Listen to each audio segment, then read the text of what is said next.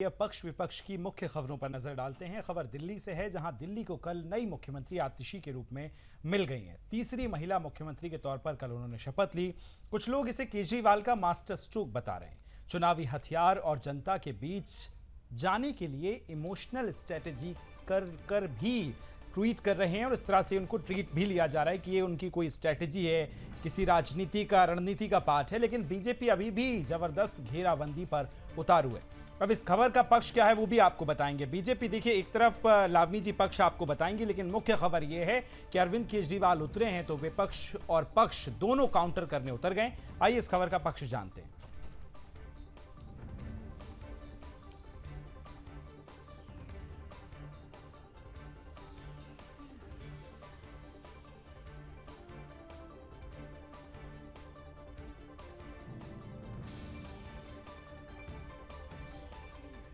Thank you विकास। चलिए इस खबर की पक्ष की तरफ चलते हैं। तस्वीर बदलने की कोशिश की गई है, तस्वीर बदलकर तकदीर बदलने की कोशिश की गई है। दरअसल दिल्ली की जब हम बात करते हैं तो खास तौर से जो परिस्थिति है, अरविंद केजरीवाल ने अब आतिशी को मुख्यमंत्री के रूप में चुन लिया है। आतिशी मुख्यमंत्री बन भी गई हैं और इस बीच अब अरविंद केजरीवाल सामने आकर विक्टिम कार्ड खेल रहे हैं। आज बेहद खास संबोधन उन्होंने दिया है। संबोधन करना बेहद जरूरी भी हो जाता है, जिसके जरिए केजरीवाल ने चुनावी शंखनाद कर दिया है। साथ ही साथ दबी आवाज में अपने इस्तीफे के मायने भी समझाने का प्रयास किया है। दिल्ली के जंतर मंतर पर कार्यकर्ताओं को संबोधित करते हुए अरविंद केजरीवाल ने कहा कि मेरी चमड़ी मोटी नहीं है, चोर भ्रष्टाचारी कहने पर मुझे फर्क पड़ता है। मैं इस दाग के साथ जनता के बीच मुख्यमंत्री की कुर्सी पर नहीं बैठ सकता। ये मेरी अग्नि परीक्षा है। जनता मेरी ईमानदारी पर मेरे साथ इंसाफ जरूर करेगी। यानी सीधे सीधे अरविंद केजरीवाल ने विक्टिम कार्ड खेल दिया है। अपने आप को ईमानदार बताने के लिए और जनता की कसौटी पर खरा उतरने के लिए उन्होंने कहा कि मैंने इस्तीफा दिया है, लेकिन इस्तीफे से आने वाले वक्त में क्या होगा ये देखना बहुत दिलचस्प होगा। खबर का पक्ष आपने जाना, खबर का विपक्ष आपको कनिका बताएंगी। लेकिन उससे पहले अरविंद केजरीवाल आज जब जंतर मंतर पर दिल्ली की जनता के सामने आए तो क्या कुछ उन्होंने कहा, उन्हीं के शब्दों में सुन लेते हैं। जेल से बाहर आ गए और जेल से बाहर आने के बाद मैंने इस्तीफा दे दिया। आपके मन में यह चल रहा होगा कि केजरीवाल ने इस्तीफा क्यों दिया। मैंने इस्तीफा इसलिए दिया क्योंकि मैं ये सब करने के लिए, गंद करने के लिए नहीं आया था। मैं भ्रष्टाचार करने के लिए नहीं आया था। मैं सत्ता का लालच, सत्ता की भूख नहीं है मेरे को सीएम की कुर्सी की भूख नहीं है। मैं पैसे कमाने नहीं आया। पैसे कमाने होते इनकम टैक्स कमिश्नर की नौकरी करता था। उस नौकरी में जितने करोड़ों रुपए चाहता मैं कमा सकता था। पैसे नहीं कमाने, देश के लिए आए थे, भारत माता के लिए आए थे। हमने नहीं सोचा था कि कभी राजनीति में आएंगे। हम तो ईमानदारी और देशभक्ति का जज्बा लेके घर से निकले थे और थोड़ा काम कर रहे थे लोगों के लिए। लेकिन शायद भगवान ने कुछ सोच रखा था।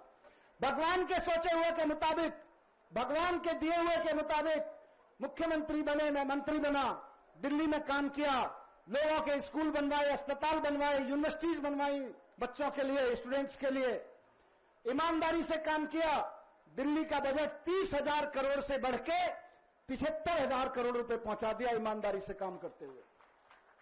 और जब दिल्ली का बजट बढ़ा तो उस बजट से जो पैसा मिला, सर ने कहा कि दिल्ली के लोग टैक्स दे रहे हैं, ईमानदारी से टैक्स इकट्ठा हो रहा है, अब इसको वापस जनता को देंगे।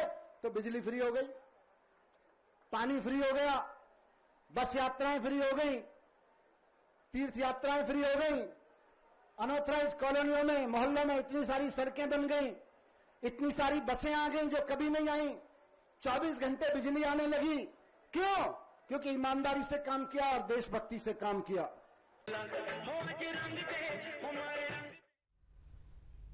एक तरफ तो केजरीवाल ने जंतर मंतर पर जनता को संबोधित किया, तो वहीं दूसरी तरफ बीजेपी ने आम आदमी पार्टी के खिलाफ प्रदर्शन किया। पूर्व सीएम केजरीवाल के खिलाफ कुर्सी छोड़ने के बाद भी बीजेपी बैकफुट पर नहीं आई है। लगातार केजरीवाल और उनकी पार्टी के नेताओं का घेराव जारी है।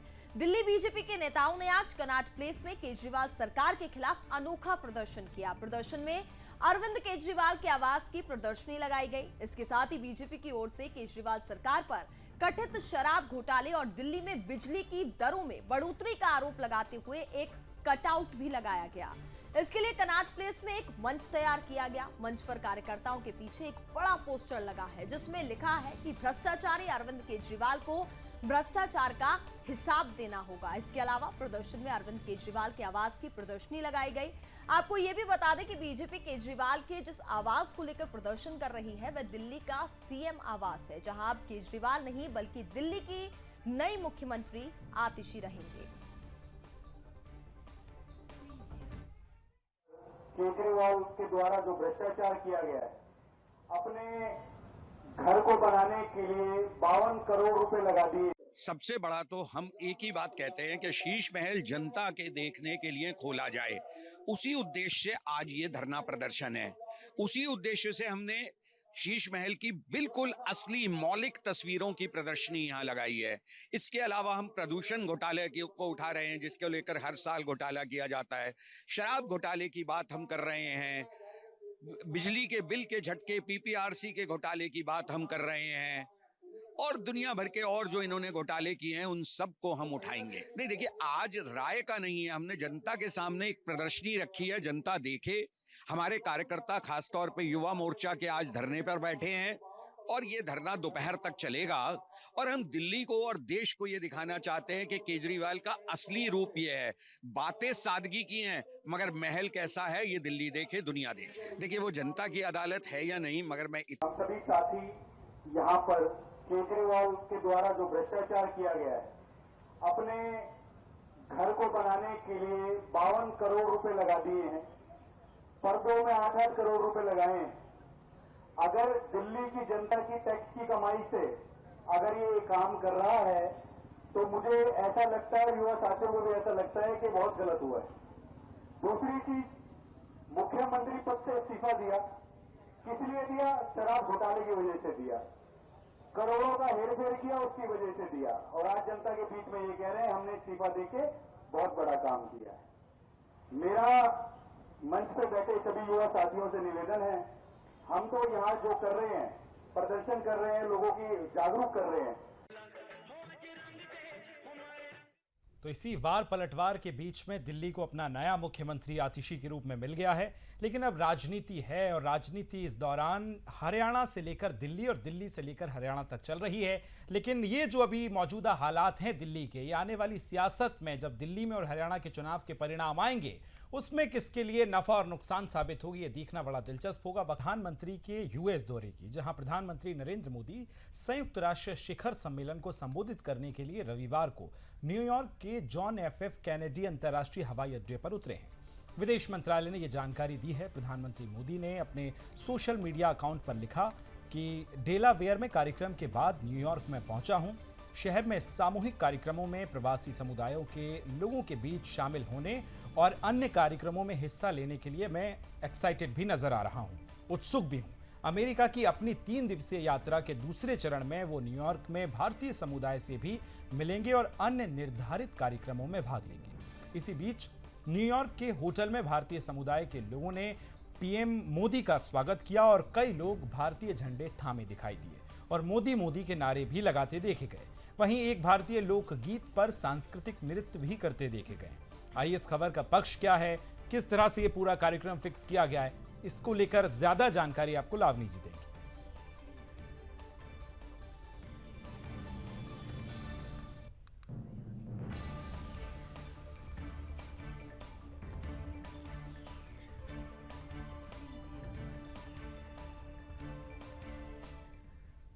तो पीएम का ये दौरा, अमेरिका दौरा, कई मायनों में बहुत खास माना जा रहा है, विशेष माना जा रहा है। विदेशी मंच पर जैसे ही पीएम ने भारतीय समुदाय के लोगों को संबोधित करना शुरू किया तो कई महत्वपूर्ण बातों का जिक्र करते हुए वो नजर आए।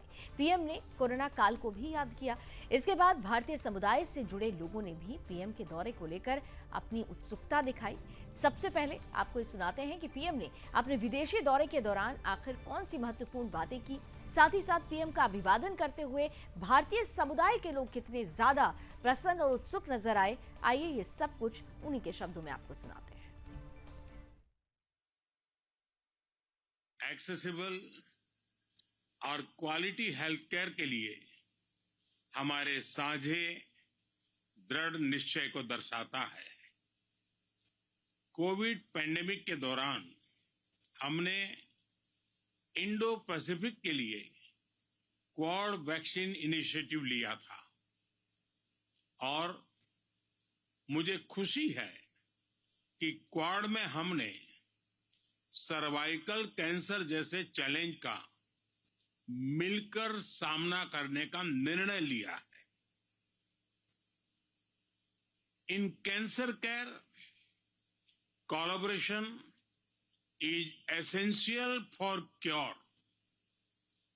कैंसर का बर्डन कम करने के लिए प्रिवेंशन, स्क्रीनिंग, डायग्नोसिस और ट्रीटमेंट की इंटीग्रेटेड अप्रोच जरूरी है।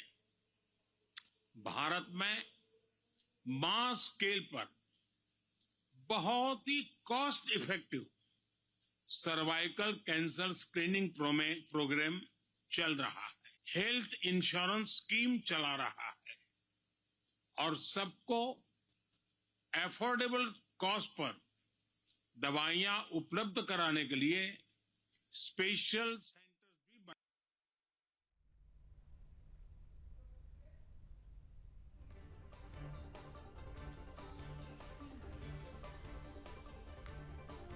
तो चलिए अब बात खबर के विपक्ष की कर लेते हैं। तो आपको बता दें कि प्रधानमंत्री नरेंद्र मोदी के इस दौरे को लेकर सबसे ज्यादा हैरान और परेशान कांग्रेस है। कांग्रेस नेताओं का कहना है कि पीएम का यूएस भारत के लिए कतई भी फायदेमंद नहीं है। उनको वहां रह रहे लोगों की परेशानी को समझना चाहिए, ना कि फोटोशूट में बिजी रहना चाहिए। कांग्रेस नेता पवन खेड़ा ने अपनी प्रतिक्रिया दी। उन्होंने क्या कहा, जरा सुनते हैं। करिए, बिल्कुल करिए। हमें अफसोस इस बात का है कि पहली बार अमेरिकी सरकार ने खालिस्तानी तत्वों से मुलाकात की। इसका हमें अफसोस है और हम चिंतित हैं कि ऐसा क्यों हुआ, उनको आप लेजिटिमाइज क्यों कर रहे हैं। यह बात प्रधानमंत्री को जरूर उठानी चाहिए।